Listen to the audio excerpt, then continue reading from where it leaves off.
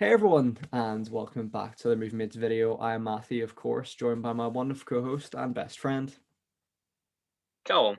Hey man, lovely to see you. On today's show, we have another mini review, and this time it's of a new Netflix release, I think, entitled Space Sweepers. So Mm. I'm gonna pass over to Callum to explain what this film's about and actually how we watched it because there is a number of different audio methods I suppose you Mm. could approach this. So yeah, off to you, mate.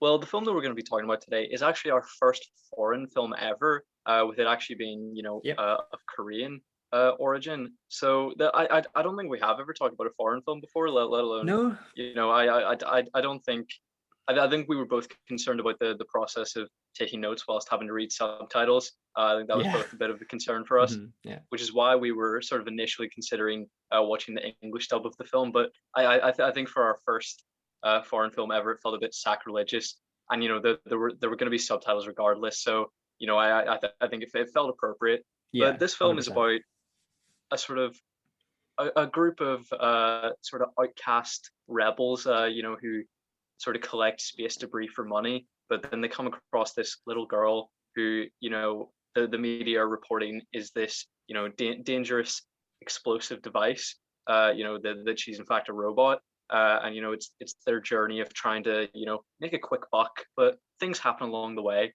It's a That's journey. pretty much all the promotional material says. So that's all that we'll go into, at Yeah. least for the non-spoiler section of this review. Yeah, yes, pretty much. So as Callum said, it's going to be non-spoiler and then spoiler because it is a pretty recent release. And yeah, really excited to talk about our first foreign film review. It's going to be exciting, and hopefully there'll be plenty more to come as well. But yeah, just before we start today's show, thanks very much everyone who supported us recently. We really do appreciate that. Please be sure to like, subscribe, and comment your thoughts on Space Sweepers if you've seen it down below. We'd love to hear them. And of course, time codes for the spoiler and non-spoiler sections, as well as our email, is in the description below. So. Man, if you wanna kick us off with the non-spoiler thoughts that you had first. Well, I just want to sort of talk about the visual standard to this film because I think that the film looks incredible. It's definitely Absolutely. the best Netflix original content, visually that I've ever encountered, and it may be one of the best looking movies, for the most part that I've ever seen. Yeah, And absolutely. it Yeah. takes a lot of cues from some of my favorite sci-fi. Not necessarily in quality, but in world building. When it comes to those universes, because in all honesty, when it comes to the visual standard, it feels sort of like a live action sequel to Wall-E, or it feels like Yes. if Blade Runner Yes. went off Earth, rather than sort of staying grounded on Earth. And I think that is maybe down to the fact that this is human sci-fi, which we're not really used to. It's a genre which I think sort of been sidelined for the sake of alien content. Films like this and Blade Runner, I think, are capable of creating this massive visual spectacle because they don't really have to worry about trying to make their generic creature design seem unique. And I think Star Wars is one of those few that sort of strikes the perfect balance between creatures and world building. But I think here they're smart to not go down the alien route and to stick to sort of the core human sci-fi. Oh, 100%, man, 100%. Like, I think the fact that it is a human story, first and foremost, is really refreshing, to be honest. And yeah, like you said, it really does remind me of a lot of different sci-fi in media, to be honest. It really has similar visual quality like Star Trek Discovery for me as well. And yeah, it's Hmm. spectacular looking. I mean, this mix of CGI and even the use of prosthetics on the robot character as well, it's absolutely incredible.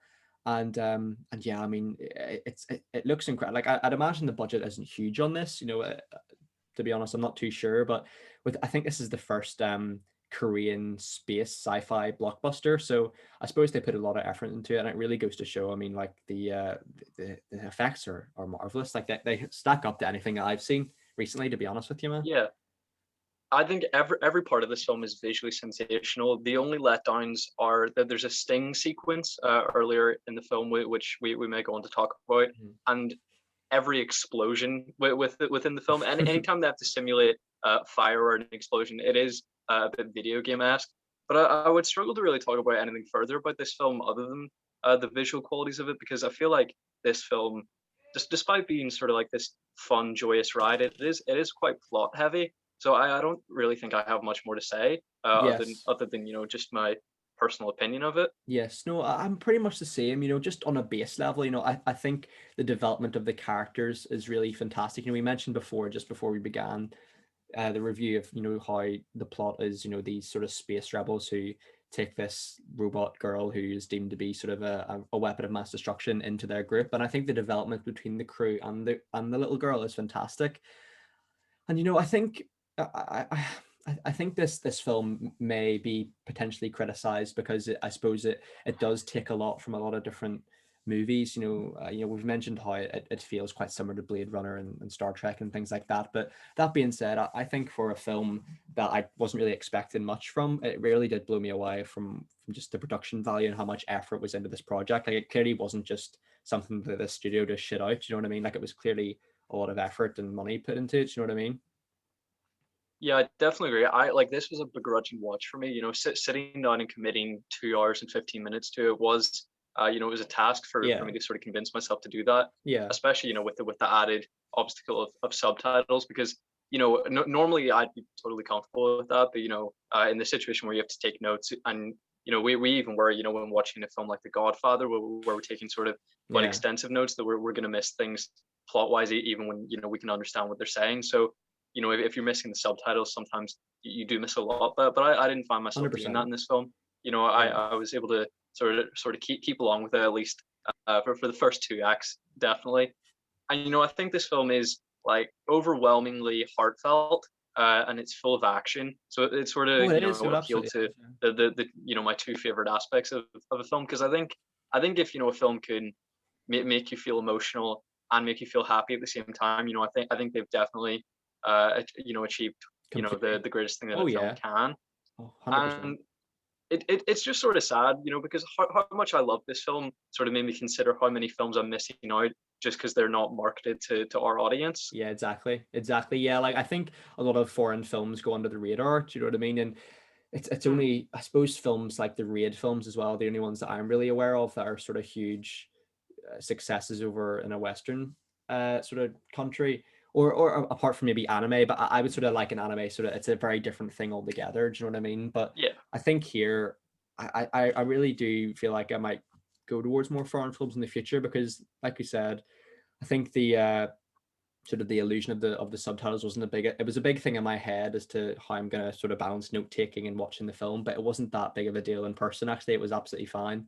And like we sort of said at the start of the review, you can watch this film in a Korean dub, which I think we would recommend, the Korean version. I think it's a lot easier to process, and it just works better with the narrative of the film rather than just the English version where the English speaking characters speak Korean and the Korean characters speak English. Like, it's a mismatch there. It's quite strange. But here, I think, yeah, Callum. And the script is ever so slightly different, and Yes, it it's is. It it's is, it's isn't not it? as well written in the Yeah. English. No. Yeah. 100%. But I mean, that wraps up my remarks for non-spoilers. Callum, anything from yourself, bud?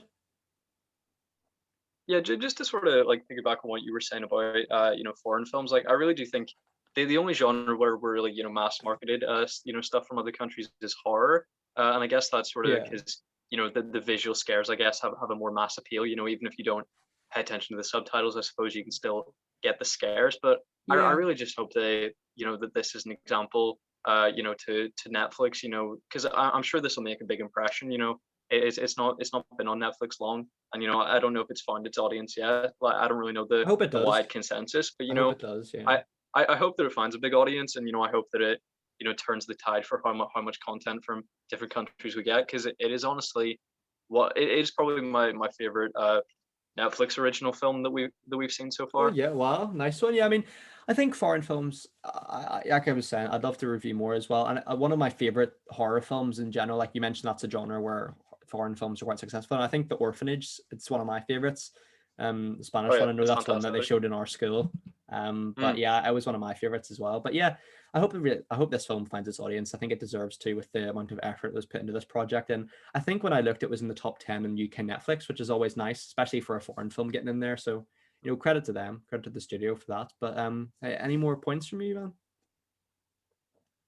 man? Nothing for me. So Matthew, maybe a rather obvious answer, but I must ask you, massive hit or piece of shit? Well, Cal, it's got to be a massive hit. I've got a few critiques and not in spoilers where I kind of break it down a bit more, but Mm, on the whole, I think this film, it really did surprise me. I think that it's quite a charming film, especially with the dynamic within the space sweeper crew, I suppose you could say. And like we said, yeah, the production value, CGI, and especially the prosthetics on the robot, like it's even better. I think it's even better than a Star Wars variant, of C-3PO or something like that. But yeah, mm. fantastic, and yeah, absolutely massive hit. What about yourself, man?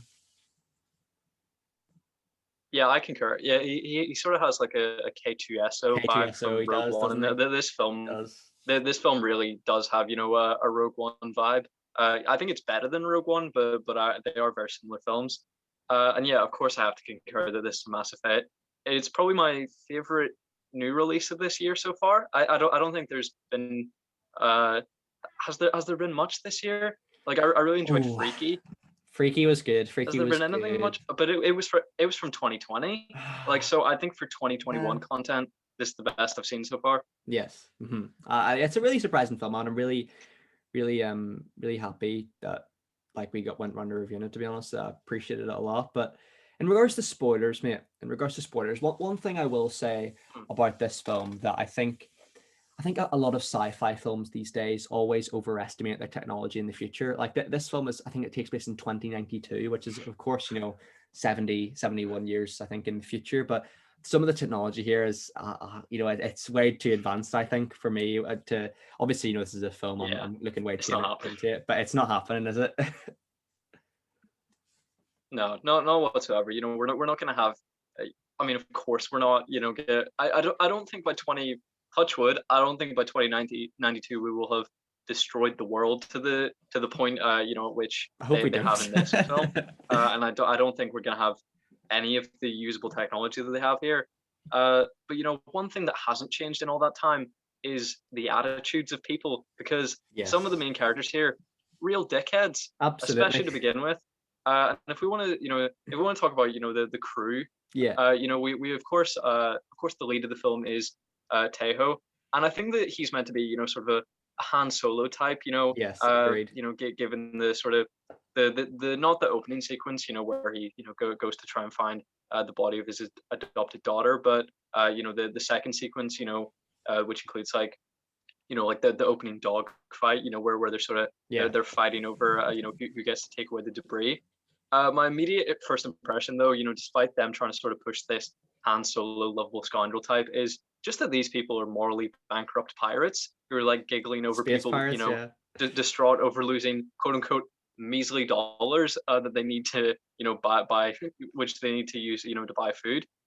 Clearly Tejo and the rest of the crew need this money. But it's just their mockery and their lack of honor that made me quite judgmental of them, at least on a first impression. Yeah, it kind of reminded me of, the Guardians of the Galaxy dynamic, sort of the Peter Quill, sort of lovable rogue, sort of Maverick style, and yet Han Solo comparison is just as good, if not better, I think. And yeah, I mean, there's a lot of scenes at the start where it's just, the Tejo character, he is quite, I suppose greedy for money is, and the whole crew are greedy for money in the essence. But I Mm. suppose that is the nature of their characters, as the crew. But that being said, I did warm them by the end, and like I said, non-spoiler, I think that they're dynamic with the little girl. I think her name's Dorothy, isn't it? Yeah, that's sort of the name given to her as like the project, but the character's name was Konima.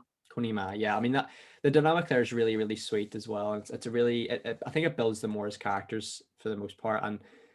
And yeah, I mean, there is one character in the film where I think this is one of the worst performances I've ever seen in my life, and I didn't note this dude's name, but it's the evil scientist. He has like these he's got this disease or something like that. And do you know who I'm talking about?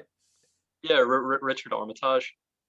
God, he's awful here. I think he's absolute trash. Or like, what could he do with that role? Like it's a thankless role. I It sort of know. reminded me a lot of Paul Bettany as Dryden Voss in Solo: A Star Wars Story. Because he Mm. sort of, whenever he gets enraged, in that film, Yeah, the lines on his face light up. Like here, he sort of yeah, gets the yeah, yeah, the bursting purple veins. But I mean, it is yeah. Maybe the the most script wasn't that generic good. villain you could be conceivably. Like I don't think that's necessarily the fault of the actor. He gave I thought quite a similar role to I I don't remember his name. but the villain from Songbird, where he's sort of like, Oh I want to yeah. cleanse the earth of these people. Yes, It, yes. it, it gave me Yeah, shades of that, I think, he did. and He also a absolutely little did. bit of Bill Nye in Detective Pikachu. The sort of like corrupt, business He owner. did. He I don't know. did. I'm usually a fan of like like corrupt businessmen in movies. Where Yeah, it just turns out it's just a miscellaneous corrupt businessman. yeah, But here I do have to agree. Dreadful character. yeah. Like I painted him a bit harsh there, I I was think, struggling maybe. to I'm fault the being fair. performance because I think he was walled in there. Yeah, maybe the script didn't help in his favor potentially. And we sort of talked about the Han Solo or the Peter Quill comparison, Yeah. and they sort of are, but both of them in that instance.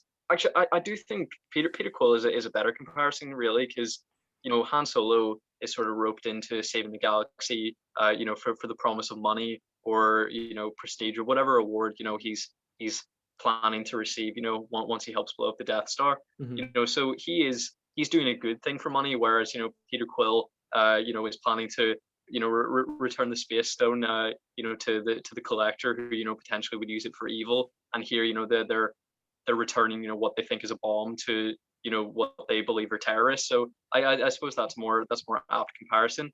But the one character that I did initially admire was Captain Jang. And then she just went from saying, selling the bomb back to the terrorists, that's unjust, to, yeah, let's just sell her within about 9 seconds. Yeah, she did, didn't she?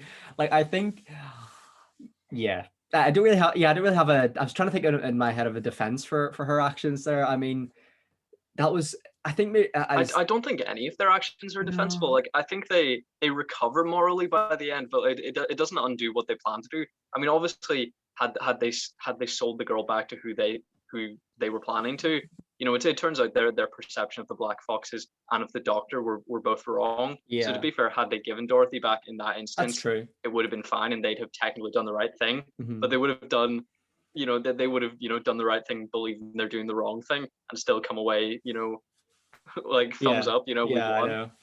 Like you mentioned there, the Black Foxes, and I suppose in the film they're sort of portrayed to be this very violent terrorist group who, want this robot as weapon of mass destruction, those kind of things. But I think it's revealed here that they aren't actually a terrorist group. They've been sort of portrayed that way, and they're, I think, what do they say? They're actually like human, like environmentalists or something. It's something like that. Yeah, And they make the argument that I was kind of thinking the whole they're film, like Greenpeace. Green, yeah, exactly, yeah, exactly, like a space Greenpeace, and they make the argument in the film that if the Doctor is able to sort of have this like life on Mars with like the tree of life as they put it, why can't they just do it on Earth? And it's kind of a thing I was thinking throughout the whole film, like why is the Doctor just having the 5% of humanity can go to Mars instead of just terraforming the Earth, so to speak, or something to that degree. So I thought that was Hmm. actually a nice little twist in there that I didn't necessarily see coming though.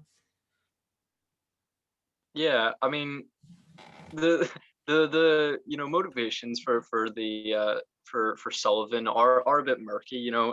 I trace back what age he would be, because he's revealed to be over 150, despite looking in his 40s or whatever. Mhm. And I did the maths, and that would mean that he was presumably born in the 40s. So when he talks about the genocide, it seems that he's talking about the Holocaust. So to be fair, he has the context of despising humanity, I guess, because of the Yeah. treatment of his family, which is not I think it's a good reason to have that level of distrust. Yes. It establishes a justifiable backstory, but bit of a hypocrite to then genocide billions of people. Yeah, The absolutely. the moral standards don't really stack up in the end, for that character really. Mhm. But I mean, Agreed. conceivably, can you think of a more terroristy name than Black Foxes? It's Like that definitely doesn't up scream there. environment, does it? No, It screams. It does scream gang or terrorist. Like it it does. It's like wouldn't a be gang on that like the difficult to street. to pin them as that. Yeah, it's like a gang in the streets of sort of New York City or something. Like it's the Black Foxes. Watch out! Like it's not like Greenpeace or something like that, is it? Like, it's quite an unusual name, I will say. It's quite an unusual one. And a big motif of this film is a theme of the film is the tough guy bonding with the young girl. And it's not an uncommon theme. It may be in Korean cinema. I really haven't. I'm really not familiar, but within sort of American cinema, that is a very popular trope It that is, yeah. I've seen. Very very recently, I think that's actually taken a bit of an uptick. Like I think people just want a bit more wholesome content these days. Yeah. I think people don't want tragic or sad content. I think Drax and they Mantis, I like the idea suppose. of this sort of yeah, this sort of like tough exterior being broken down. Mhm. And this certainly isn't the first time I've seen this, but I think it may be the sweetest. Yeah, no, 100%, 100%. And I think that was probably my favorite dynamic in the film, to be honest, that dynamic. And, we've sort of mentioned the what's the word? Sort of not the stereotypes behind the characters, but sort of like the nature of their sort of space piracy, where they're thieves and stuff. And there's a really interesting sort of like Suicide Squad style scene where like I think it's Dr. Sullivan goes through each character's sort of like information section in the, what do they call, like the UTC or the UTS or something it's called, and like I thought that Yeah, was I think it's UTC, or something. I don't something know. like that. But yeah, like it goes through each Yeah, character's something like like that. history and stuff. I was like, oh, that's lazy exposition for me. Like it was just like, this is Captain Jang, and she was whatever, and this is Taiho. He's he's this guy. But yeah, I thought, and it actually waits quite late in the film to do that. Actually, it doesn't do it straight away. So I don't know. Like we were saying, we're not too sure of the tropes in Korean cinema, so that might be, I mean, like that might quite be a unique thing. Hard, I suppose it's a bit unfair of me to comment, I suppose, because I'm not too aware of the cliches over there. Like do you know what I mean? But yeah. Yeah, and within that scene, we learn about Tiger Park's backstory, and as you mentioned, Captain Jang's. But previous to that, we had seen Taeho's backstory of him raising this adopted daughter. After he had, helped assassinate a shipload of people, including her mother. Yeah. And I have to say that the backstory really made me feel something. Like I was It's emotional, gripped. man. You know, I I was know. I was sitting like this in my chair, like I was watching it. I I love was it. like Yeah. it It's was emotional gripping. stuff. I think that's one of the strengths of this film, isn't it, man? Like like this film is non-stop action, but it is just like non-stop, but it still manages to have those emotional scenes as well. I think it's actually very well paced, to be honest with you.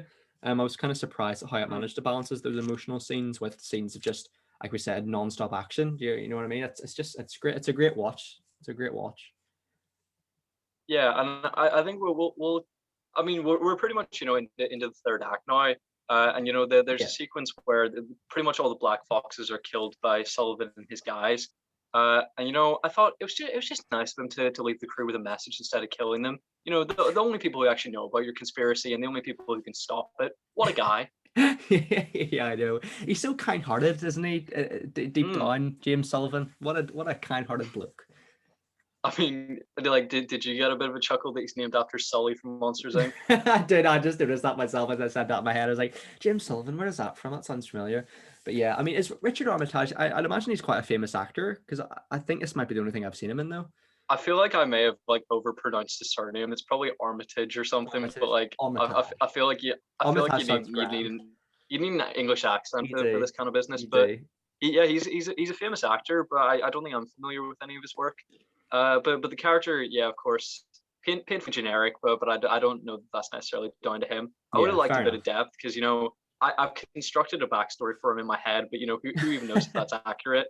Uh, but he sort of has a thing for giving people ultimatums. He presents them with the decision to make a moral choice.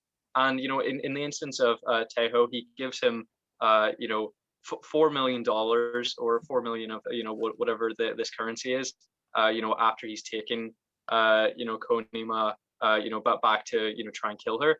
Mhm. And I mean, not like I'm not a fan of Tejo, or at least I was a bigger fan of him, I guess. After we saw some of his backstory. But at this point, I feel like I need to defend him because if he hadn't taken the money, it's not as though they would have given Konima back. I get that the money is dirty, as Tiger Park says, but I mean, it's also there, and he has a worthy cause. If he can find his daughter, and I never understood how after floating in space for 3 years he could have got his daughter back alive. Like it seems like they were Yeah, it seems like. suggesting that had Mhm. he gotten to her earlier, they could have plucked her out of space and she would have been alive, because Mhm. that's sort of what he Yes. was talking about. I think he Yeah. was.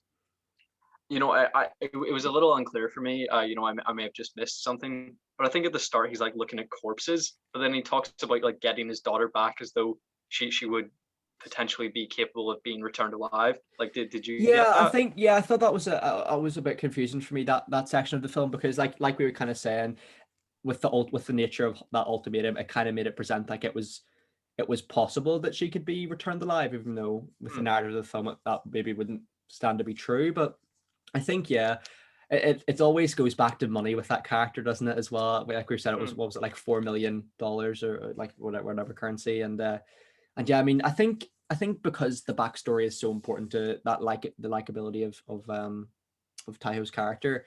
I think when he makes decisions like that, I kind of you kind of do feel like he does have like a goal in mind. Like, I think he's a very good lead in the sense, to be honest with hmm, you. Like, I did sympathize with him towards the end. Maybe not at the start, but towards the end. hmm. Yeah. I mean, how did you feel about him sort of taking that money in the crew, saying, you've Dirty basically money. accepted payment Yeah. for them taking her away, and I'm like, well, no, they've It's not as taken her and simple as they've that. been like, Yeah. and here's some money. Like, Mhm. if someone kills one of your family members and then dumps £1 million in front of you, they haven't like you haven't ordered their assassination. They've Yeah. been killed and then you've been given It's money. It's two separate compensation. events. It's Yeah, compensation. it's two separate events. Yeah, 100%. No, million Yeah, percent, dude. compensation is a good way to look at it. Like, I don't really know if I'm on the right side of this, but I feel like you know him not taking the money doesn't ensure her safety, and him taking the money doesn't wasn't the reason she was taken. Yeah, you So may I as well mean, just it's take not it. like he didn't have the yes or no say. Like, Yeah. I Oh, I, I do 100%. understand the perspective. It's dirty money. I get that. So for him to make the decision to bin the money off, I respected it Yeah. No, 100%. certainly. Yeah, for sure. And we see that the characters form this attachment to Konima very quickly. And at the end of the film, Park sort of is willing to make a sacrifice of himself to take out this sort of souped up police officer. And I feel it would have felt earned had he sacrificed himself in that moment. But I think it also would have been tragic to see like the heart of the film die for the sake of like killing a narratively insignificant adversary. I Agreed. think for me, he was the lead of this film. I don't know. Is it that we always like sympathize with the insignificant The side side characters, characters. or Yeah, I is it like know. do you agree that he is like the unquestionable heart of this film? Because he's He's sort got of the great first to hair. fall in love with. He's got Yeah, amazing hair. he does definitely. Yeah. He's sort of the first to fall in love with the child, and then he sort of turns all the other ones around, and he is the quickest like moral turnaround. Yeah, I think he's definitely my favorite in the film, and I actually would have really respected the film though if they just would have killed them all off. And to be honest, like in a Mm, sense that like it was sort of they realized that that is their sort of way of redemption. To be honest, but I'm happy yeah, with the sweet end of the film as well. But no, like I said, Park was definitely gotta be my favorite character of the film. Like he sort of, and he sort of gives me Drax the Destroyer vibes from the Guardians of the Galaxy yeah. films, or someone like that. So yeah, I mean, 100%, dude. Yeah, one of my favorites. And I definitely agree with you about their plan that they execute. That would have ended in their death if Konima hadn't protected them with their nanobots. Hmm. I kind of got lost in the third act, but that sort of seemed to be by design. To give the surprise of what the results of their plan was going to Yes, yeah, be. yeah, that's a good point. But I definitely agree with you that I think it would have been a better film had they actually died. Like in the Agreed. moment where they died, I felt something, and I was like, oh shit, like we're not going to get a sequel to this. These characters that I really grew fond of are dead. And Yeah, sometimes that's the best reaction to evoke, because it proves that they've definitely, done a good job of creating good character development. Because definitely. really, had they done that, this would have just been a superior version of Rogue One, where you actually care about the characters. I think I think Star Wars, Rogue One had the context of all the Star Wars films that came before it. So making a bunch of characters, new characters that you didn't really care about, Yes. was sort of, you know, lacking in what you would expect from that sort of already existing universe. That had several films preceding it, but here that this was a new original franchise, and had they been able to evoke that amount of emotion, I think that would have been a better result for the Oh film. yeah, I completely. I think it stands to reason because I don't want this to come to for me to be critical of Rogue One, but I actually can't remember what we reviewed it. I think we reviewed it reasonably high, to be honest, back then. But Yeah, I think it's a good film. The characters are so weak though. yeah, because in that film, like you said, we've got the context of the Star Wars universe to have sort of to feel something for these already pre-existing sort of characters. I know not all of them, like Jyn Erso and stuff, weren't pre-existing, but do you know what I mean? Like there was a universe there built, but with this film, because it's just an introduction to the universe, the fact that they made me feel so much for these characters in less than 2 hours or whatever it was, or 2 hours, like that's a sign of a good film, I think, for me. And the fact that it really does remind me of the Guardians of the Galaxy. Like I really didn't expect to like that film, but by the end of that film, when they're all holding the Power Stone and stuff, like you sort of expect um maybe one of them to die or something. But I think here it was a really strong film with lots of emotion as well, which is something I always look for, to be honest with you, mate. You're good. Yeah, and I'm going to continue on the on the trend of just comparing it to Star Wars and thinking it's better. Go for Uh, it. you know, the sort of space sweeper armada at the end of the film, where they sort of call in all their friends.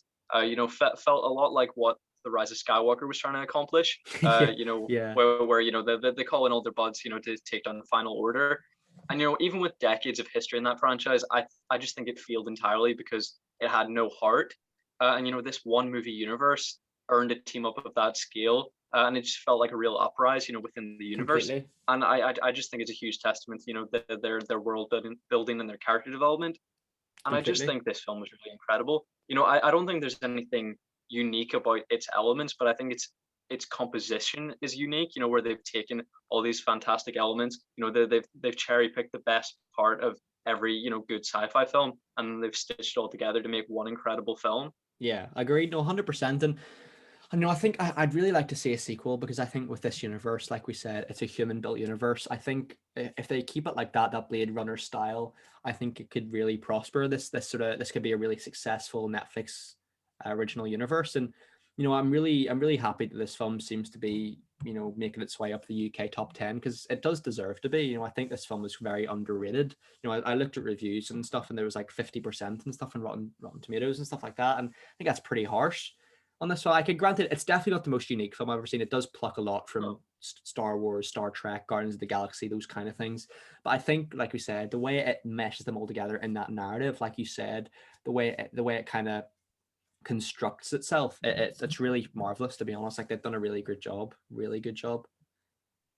do you have anything further on the film, or would you go into ratings? I'm happy to go under ratings, bud. Like for me, I think, like we were saying, just to wrap up what I was saying about the film, I can definitely acknowledge there are weak points here. A generic villain, reasonably generic plot line, do you know what I mean? Reasonably generic characters. But that being said, I think the way that the characters interact with each other, the dynamics made in the film, and ultimately, like there's actually at last, Callum, we actually have a film that builds up to something by the end. We've talked a lot about the films recently that like they build up to something and then like fall off a cliff. This film actually has a narrative where it builds up to a final third act with the sacrifice in mind, and it nearly pays off in the end, for me. But you know just to wrap up, I think this is a really surprising film. I didn't really like some characters, like the villain and stuff like that, but that being said, I acknowledge a really really well made film, so I'd have to give it an 8 out of 10, I think, man. What about yourself? I think it is top-notch entertainment. I was glued to my screen, Yeah, and I often would find myself, maybe a bit more disengaged from foreign films because they are sometimes very different, from the kind of cinema I'm used to. yeah, So I'm sort of trying to broaden my horizons in that manner. But I couldn't take my eyes off the screen. It was so amazing. It was so amazing, and the effects were just thanks were for just like a visual feast. It was yeah, so incredible looking. Uh, and I loved by the end. I loved every one of the main characters. The villain is obviously quite weak. When it comes to development and original thought. Here, I agree with you. There's nothing original here, but everything that is here is cherry picked, expertly, and it's done to a very high standard. It's just it hasn't established anything. It hasn't revolutionized anything. But I think it is one of the best Netflix original films I've watched. The best film so far of 2021. One of I mean, it may be too early to call it, but sci-fi. I love sci-fi, but only when it's from a human perspective. yeah, Anything involving aliens, I'm probably quite disinterested. I'm sure we'll be talking about the Alien franchise, yeah, and maybe that might be a bit more engaging because Sigourney Weaver is such a captivating lead. But when it comes to sci-fi, I usually prefer a human lead. That's why I love Blade Runner. even though he may be a replicant, we don't know. You know, I love Blade Runner, and I really love this film, so Yeah, it's going, you know, right up there in some of my favorites of sci-fi, like that's so amazing. quickly, Nice, like it's nice really one. shot up. You know, I think it's better than any Star Wars film since, you know, the 1980s. You know, I think this is the like Star Wars hasn't been good really since, you know, Star Wars films haven't really been great. You know, since the Return of the do you ever get like when a film like when you just question that it's the title of the film? Yeah, yeah, yeah. Well, it was just Yeah. like it is You're like Return of the Return of the Jedi, isn't it? Jedi. Yeah, Yeah, you know, yeah, Return of the since Return Jedi. of the Jedi, I haven't loved the Star Wars film. You know, so I think this sort of ranks among that It's so kind good. of That's so great to standard. hear. Yeah, that's amazing, mate. So I would give the film an 8.5 out of 10. That's I've brilliant. probably like this has probably been, you know, one where we sort of lavish it with praise, and then in a few years we're like, oh, That was maybe shit. not, you know. No, but like I think I'm definitely gonna continue to like it. I just think in a few years I may Yeah, reflect and go that that's a bit high. But I do think when it comes to world building, you know, it's within excellent. one It's film, marvelous. It really it's is. so impressive. And it absolutely is. But and you know, one thing I didn't even mention, you know, the scenes where it's Taiho in space and stuff. It's shot so well. Like it actually feels like it's in space. Like Gravity is one of my favorite sci-fi films. It looks better than Gravity, to be honest, those certain scenes. But yeah, really great film. Like I'm really glad we've got our first foreign film under our belts as well. We'll put definitely even lots more of those. And yeah, thanks very much today, Callum. Appreciate your time, man. Thanks very much You? to everyone who's watched. Please be sure to like, subscribe, and comment your thoughts down below. We'd really do appreciate that. And yeah, hope you guys are all safe and well. Your family and friends are all safe and well too. Take care, everyone, and stay tuned later on this week when Callum will be doing his report, and we've got a lot of other mini reviews and pods coming up. So yeah, stay tuned, guys. Take care, and bye bye. Bye bye.